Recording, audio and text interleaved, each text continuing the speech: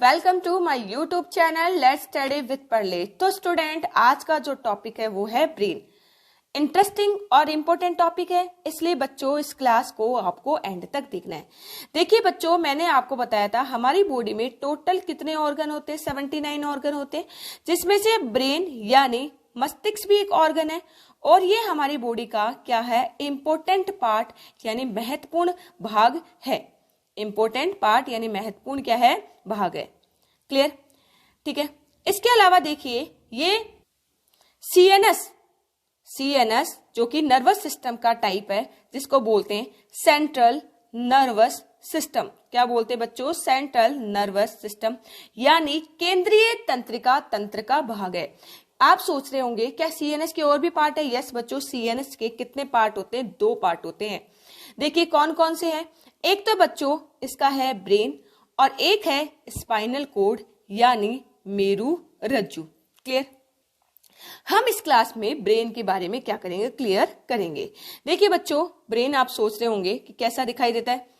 ठीक है, ब्रेन आपके सामने डायग्राम दिखाई दे रहा है, इस टाइप से दिखाई देता है। ब्रेन हमारी बॉडी के कौन सी पोजीशन पे होता है बच्चों? ये anterior part of our body यानी अग्रभाग पे प्रेजेंट होता है।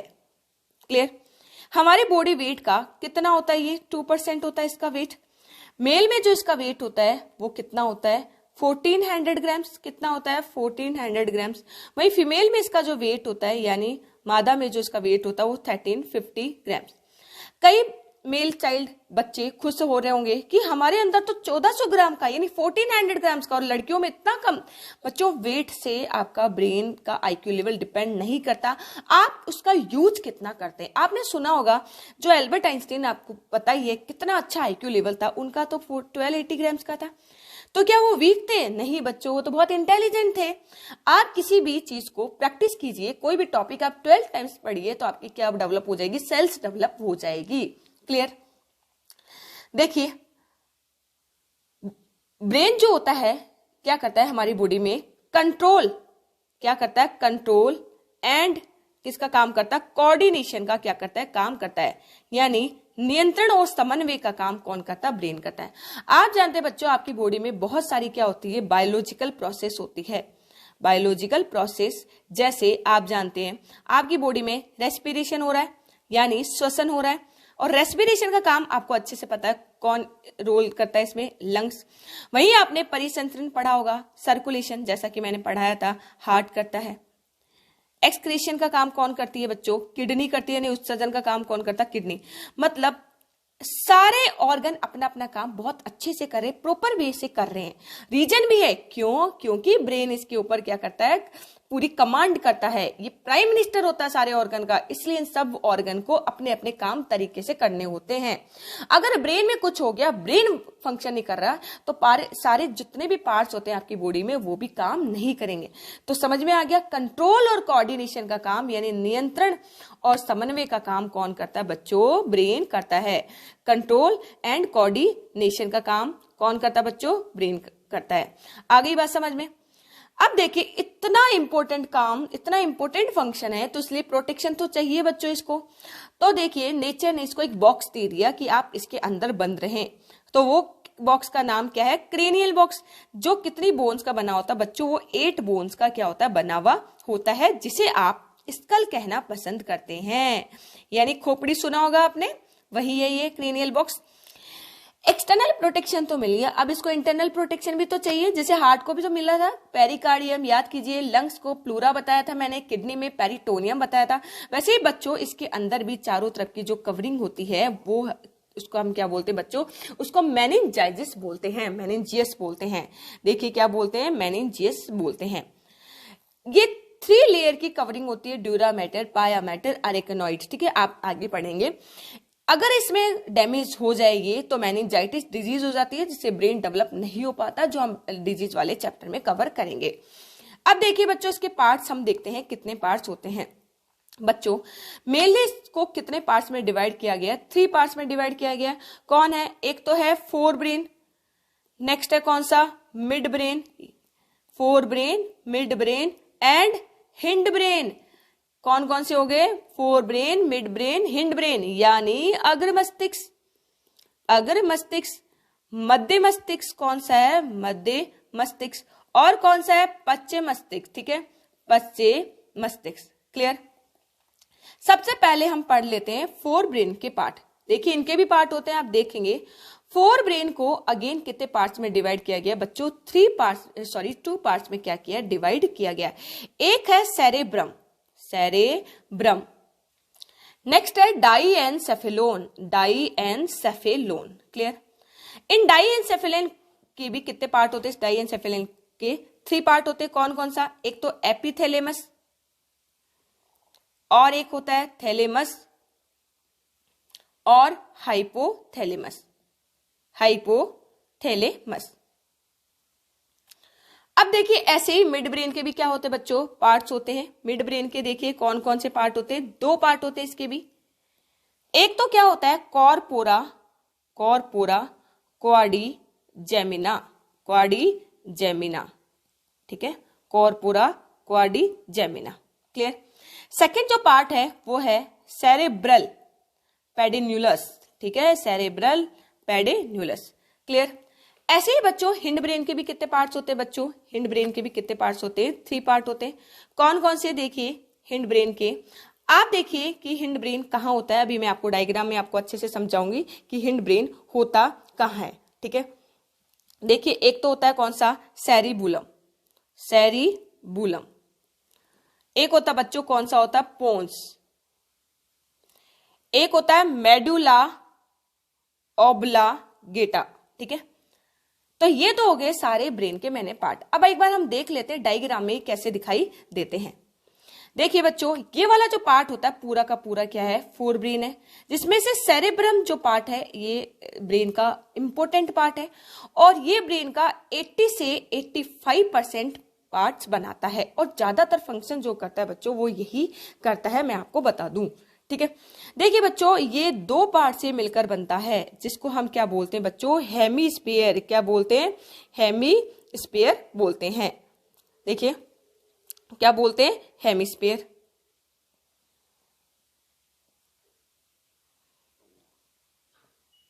ठीक है, right hemisphere and left hemisphere. बीच में इसमें कुछ ग्रूव्स और रिज होती है, कुछ सेप्टम्स होती है, जिसको बच्चों हम क्या बोलते हैं? कॉर्पस कैलोसम, ठीक है। आपको दिखाई भी दे रहा होगा कॉर्पस कैलोसम, इस टाइप से होता है ये, ठीक है। ध्यान रखिए राइट सेरेब्रम जो होता है वो हमारी बॉडी के कौन से पार्ट को कंट्रोल करता है? लेफ्ट पार्ट के फंक्शन को कंट्रोल करता है, और जो लेफ्ट पार्ट होता है वो हमारी बॉडी के राइट फंक्शन को क्या करता है? कंट्रोल करता है।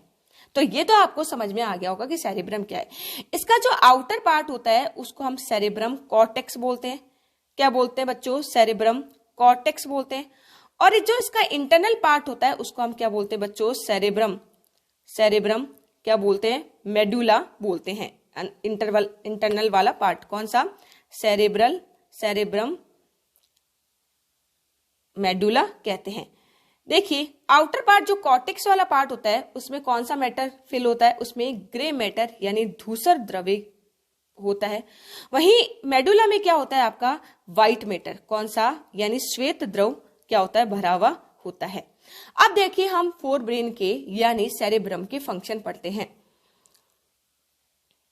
देखिए सबसे पहले हम किसके फंक्शन पढ़ेंगे बच्चों? सेरेब्रम के क्या पढ़ेंगे? फंक्शन, जिसको प्रेमस्तिष्क भी बोलते हैं। देखिए बच्चों प्रेमस्तिष्क के कौन कौन से फंक्शन होते हैं और बहुत ही इंपॉर्टेंट इसके फंक्शन है। आप जो भी सुन रहे हैं सेरेब्रम ये में, यानी आपने, मैं जो बोल रही हूं आप उसको सुन रहे हो और आप हियरिंग कर रहे हो, मैं जो लिख रही हूं उसको देख रहे हो, सुन रहे हो, और फिर आप कुछ रिएक्ट भी करते हो यानी बोलते भी हो। तो इन तीनों के लिए कौन रेस्पॉन्सिबल होता है बच्चों? सेरेब्रम रेस्पॉन्सिबल होता है। तो एक तो इसका मेन विजन, हियरिंग और स्पीच में क्या होता है? इसका रेस्पॉन्सिबल होता है इनके लिए, ठीक है। नेक्स्ट देखिए इसके अलावा ये क्या करता है? हमारे अंदर बॉडी में रीजनिंग, ठीक है, कोई भी रीजन हो, जैसे आप हर चीज का क्या लगाते हैं? लॉजिक्स लगाते हैं, तर्क वितर्क लगाते हैं, रीजन पूछते हैं कि वाई, ये ऐसा कैसे हुआ, ठीक है, लगाते हैं। इसके अलावा ये आपकी इंटेलिजेंस के लिए भी क्या है? रिस्पॉन्सिबल है। किसके लिए बच्चों? इंटेलिजेंस के लिए भी। मेमोरी के लिए भी, ठीक है। तो लर्निंग के लिए आप याद करें, अभी मैं पढ़ाऊंगी, फिर आप उसके नोट्स बना के अच्छे से याद करेंगे। तो इन सब के लिए कौन रेस्पॉन्सिबल होता है बच्चों? ब्रेन। आप टेंशन ले रहे हैं, उसके लिए रेस्पॉन्सिबल कौन सा होता है? ब्रेन। ब्रेन का कौन सा पार्ट? सेरेब्रम पार्ट होता है। इसके अलावा देखिए और क्या है इसका, इंटरप्रेटिंग। इंटरप्रेटिंग जो टच होता है, जैसे मैंने स्विच बोई, आप क्या करेंगे? पीछे से हाथ हटा लेंगे, ठीक है। आप बहुत ज्यादा क्या हो जाएंगे? शॉक्ड हो जाएंगे। आपको किसी ने मारा, ठीक है, किसी ने, आपने किसी से हाथ मिलाया और आपने बोला कि भाई आपका हाथ तो बहुत सॉफ्ट है या बहुत ड्राई है। तो ये भी जो इंटरप्रेटिंग जो टच है, उसके लिए भी रेस्पॉन्सिबल कौन है बच्चों? सेरेब्रम। इसके अलावा आपकी मूवमेंट को भी कौन कंट्रोल करता है बच्चों? सेरेब्रम करता है। कौन करता है बच्चों मूवमेंट?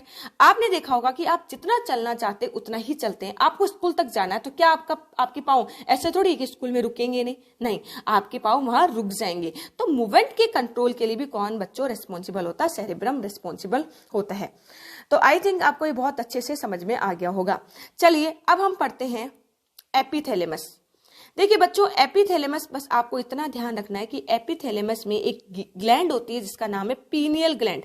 कौन सी ग्लैंड होती है बच्चों? पीनियल, जिसको हम ग्लैंड्स वाले चैप्टर में मैंने पढ़ा रखा है, पूरी क्लास डाल रखी है, ठीक है। इसको हम क्या बोलते हैं? बायोलॉजिकल क्लॉक बोलते हैं। और आपके लिए डेली रिथमिक के लिए, जो दिन भर आप एक सिक्वेंसली काम करते हैं, उसके लिए कौन रिस्पॉन्सिबल है? आपका पीनियल ग्लैंड। और इसके बारे में मैंने बहुत अच्छे से बताया हुआ है, थर्ड आई बोलते हैं, काफी इंटरेस्टिंग फैक्ट बताए हुए हैं, ठीक है।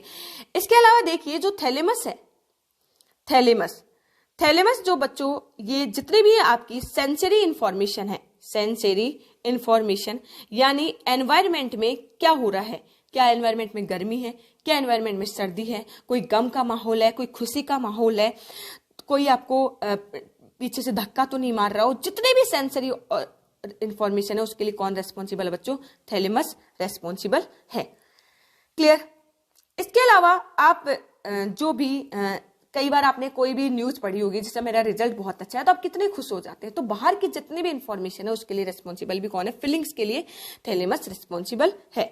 चलिए नेक्स्ट हमारा जो पार्ट है, जो इंपॉर्टेंट पार्ट है किसका? डाईएन्सेफेलोन का, वो है हाइपोथैलेमस। हाइपोथैलेमस। देखिए बच्चों, एक्सटर्नल जो इंफॉर्मेशन है उसके लिए रेस्पॉन्सिबल कौन था? ब्रेन था। ये किसके लिए होता है? इंटरनल इंफॉर्मेशन के लिए। किसके लिए?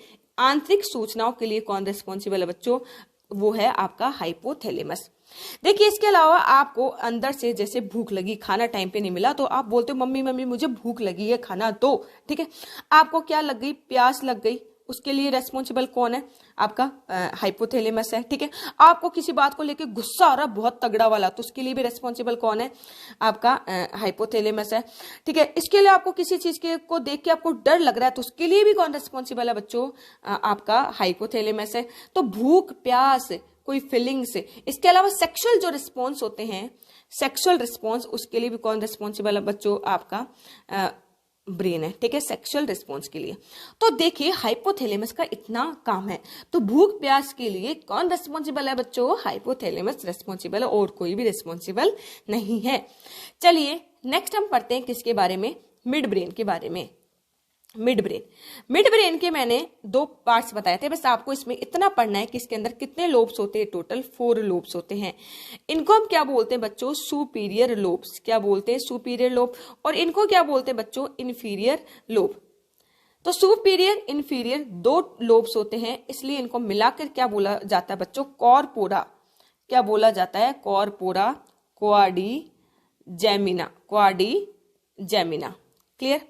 देखिए अपर वाले जो 2 लोब्स होते हैं, अपर जो लोब्स होते हैं, जिसको अपर 2 सुपीरियर लोब्स होते हैं, वो किसके लिए रिस्पॉन्सिबल होता है बच्चों? विजन के लिए होता है। और वहीं नीचे वाले के लिए कौन रिस्पॉन्सिबल होता है बच्चों? वो आपकी हियरिंग के लिए रिस्पॉन्सिबल होता है, ठीक है। और इनकी हेल्प आपको अच्छे से पता हो गया होगा कि सेरेब्रम, तो दोनों कोऑर्डिनेट होके विजन और हियरिंग के लिए क्या होते हैं? रिस्पॉन्सिबल होते हैं। इसके अलावा आपको इतना ध्यान रखना है कि जो थर्ड पार्ट है आपका कौन सा बच्चों? Hind brain. हिंड ब्रेन में देखिए पहला जो पार्ट है वो कौन सा बच्चों? सेरिबुलम। कौन सा है आपका? सेरिबुलम। एक मिनट देखिए, सेरिबुलम,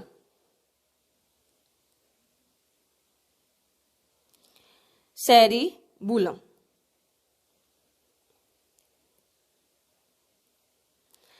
सेरिबुलम देखिए ये हमारी बॉडी को क्या करता है, बैलेंस करने का क्या करता है, काम करता है। तो बैलेंसिंग का जो काम होता है हमारी बॉडी का, वो सेरिबुलम का काम होता है। आपने देखा होगा जैसे मैं इसे लिख रही हूँ इस टाइप से, तो मैं एक तरीके से लिख रही हूँ, ऐसे तो नहीं मैंने ऐसे कैसे मेरा हाथ चल रहा हो, नहीं ना। क्यों? क्योंकि हमारे मेरे जो हाथ को बैलेंस करने का काम कौन करे, सेरिबुलम। आपने देखा होगा आप डांस कर रहे होते हैं तो बहुत ही बॉडी को बैलेंस बना के डांस करते हैं। साइकिल चला रहे हो तो भी बैलेंस की जरूरत होती है। तो बैलेंस की जहां भी जरूरत होती है बच्चों, उसके लिए रिस्पॉन्सिबल कौन है, सेरिबुलम रिस्पॉन्सिबल है। इसके अलावा जितने भी आपके वॉल्यूंटरी एक्शंस है, वॉल्यूंटरी एक्शन जिसमें हमारा खुद का क्या होता है, कंट्रोल होता है, जितने भी आपके वॉल्यूंटरी मोमेंट्स है। अब मैं मर्जी से अपनी इच्छा से मैं पेन को चला रही हूँ इस टाइप से, या मैं ऐसे घुमा रही हूँ इस टाइप से, तो मेरी विश से कर रही हूँ, मेरी इच्छा से कर रही हूँ, तो उसके लिए अपन को उसको क्या बोलते हैं, वॉल्यूंटरी मूवमेंट बोलते हैं। आप डांस कर रहे हो, किस तरीके से कर रहे हो, तो उसके लिए रिस्पॉन्सिबल कौन है, आपका सेरिबुलम। जो लोग एल्कोहल लेते हैं उनका सेरिबुलम काम नहीं करता है। आपने देखा होगा ज्यादा एल्कोहल लेने के बाद वो आदमी जो होता है वो लड़खड़ाता रहता है, बैलेंस नहीं कर पाता। तो समझ गए होंगे, इसलिए आपको एल्कोहल नहीं लेना है। ये सीएनएस पे क्या डालता है बच्चों, इफेक्ट डालता है। नेक्स्ट देखिए बच्चों, जो कौन सा है पार्ट है, पोन्स।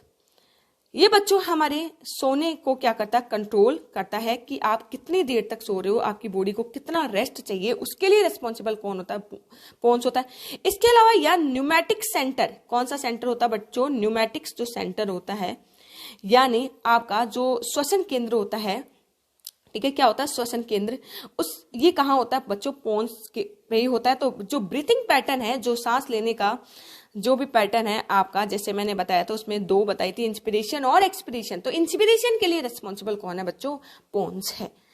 नेक्स्ट देखिए बच्चों, थर्ड जो इसका लास्ट पार्ट है वो कौन सा है, मेडुला। कौन सा पार्ट है बच्चों, मेडुला।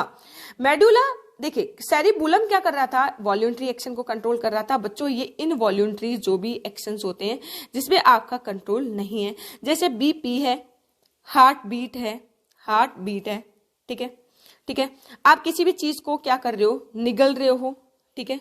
निगलने के लिए कौन रिस्पॉन्सिबल है बच्चों, ये मेडुला ऑब्लांगेटा है। ब्रीथिंग है, आपकी क्या है, ब्रीथिंग है, स्नीजिंग है, वॉमिटिंग है, इन सब के लिए कौन कंट्रोल करता है बच्चों, मेडुला ऑब्लांगेटा। तो अब देखिए बच्चों, एक बार मैं आपको वापस ब्रेन दिखा देती हूँ। देखिए ये वाले पार्ट तीनों आपको दिखाई दे रहे हैं। ये आपके ब्रेन के पीछे की साइड हाथ लगाइए, थोड़ा सा गर्दन से ऊपर, जहां गर्ल्स चोटी वगैरह करती है, वहां एक आपको गांठ जैसे एक मांस का टुकड़ा आपको दिखाई देगा होगा, वही आपका कौन सा पार्ट होता है बच्चों, हिंड ब्रेन। बहुत ही सेंसिटिव होता है। कभी भी आपने सुना होगा कि पीछे की तरफ नहीं मारना चाहिए, क्योंकि दिक्कत हो सकती है, ज्यादा मारने से, चोट लगने से उस व्यक्ति की क्या हो सकती है, डेथ भी हो सकती है। तो अब आपको एक बात तो समझ में आ गई होगी कि ब्रेन हमारी बॉडी के लिए कितना ज्यादा क्या होता है, रिस्पॉन्सिबल होता है, इंपॉर्टेंट होता है। तो पुलिस के डर से आपको कभी भी हेलमेट नहीं पहनना है। आपको अपने ब्रेन को प्रोटेक्ट रखना है, तभी आपको क्या करना है, उसके लिए आपको हेलमेट पहनना है। देखिए बच्चों, आपकी बॉडी में कोई भी ऑर्गन कट हो जाए, कुछ भी डैमेज हो जाए तो आप सर्वाइव कर सकते हो, लेकिन ब्रेन अगर डैमेज हो जाए तो आप सर्वाइव नहीं कर सकते। इसलिए ब्रेन को प्रोटेक्ट करना बहुत ज्यादा जरूरी है। तो आई होप मैंने बहुत सारे फैक्ट्स, बहुत सारी इंपॉर्टेंट चीजें आपको मैंने क्लियर करवा दी होगी, आपको ब्रेन अच्छे से समझ में आ गया होगा। तो अगर आपको ये क्लास पसंद आई है तो इसको लाइक कीजिए और शेयर भी कीजिए, और इसके मैंने फैक्ट्स कवर करा रखे, उसकी क्लास मैंने डाल रखी है। थैंक यू सो मच बच्चों।